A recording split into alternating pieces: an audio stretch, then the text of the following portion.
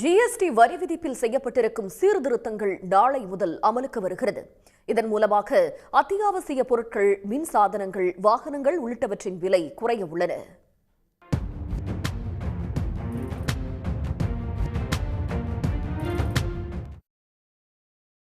GST எனப்படும் சரக்கு மற்றும் சேவை வரி விகிதம் 4 இருந்து 2 அடுக்குகளாக குறைக்கப்பட்டுள்ளது.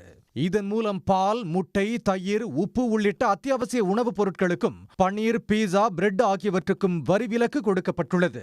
இதேபோல 33 உயிர்காக்க மருந்துகள் மற்றும் தனிநபர் மருத்துவ காப்பீட்டுக்கு ஜிஎஸ்டியில் இருந்து விலக்கு கொடுக்கப்பட்டுள்ளது.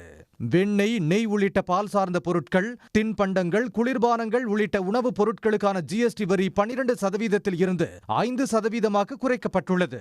தேங்காய் எண்ணெய், ஷாம்பு, பற்பசை, சோப்பு உள்ளிட்ட அன்றாடம் பயன்படுத்தும் பொருட்களுக்கான வரி 18% இருந்து 5% குறைக்கப்பட்டுள்ளது. குழந்தைகள் பயன்படுத்தும் பாட்டில், டயப்பருக்கான வரி 5% குறைந்துள்ளது.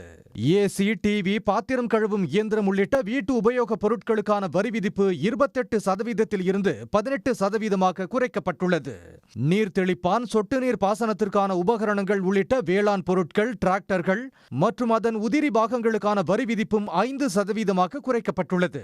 கார்களுக்கான ஜிஎஸ்டி 28% இருந்து 18% குறைக்கப்பட்டுள்ளது. இதனால் Maruti Alto, Suzuki Espresso, Swift Dzire காரின் விலை குறைய உள்ளது.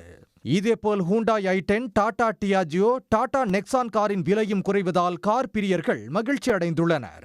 ஹூண்டாய் கிரெட்டா, மஹிந்திரா தார், ஸ்கார்பியோ, டொயோட்டா இன்னோவா, ஃபார்ச்சுனர் கார்களுக்கான விலையும் கணிசமாக குறையும் என்பதால் கார் பிரியர்கள் இரட்டிப்பு மகிழ்ச்சி அடைந்துள்ளனர். உடனுக்குடன் செய்திகளை தெரிந்து கொள்ள சன் நியூஸ் பெல் ஐகானை கிளிக் பண்ணுங்க.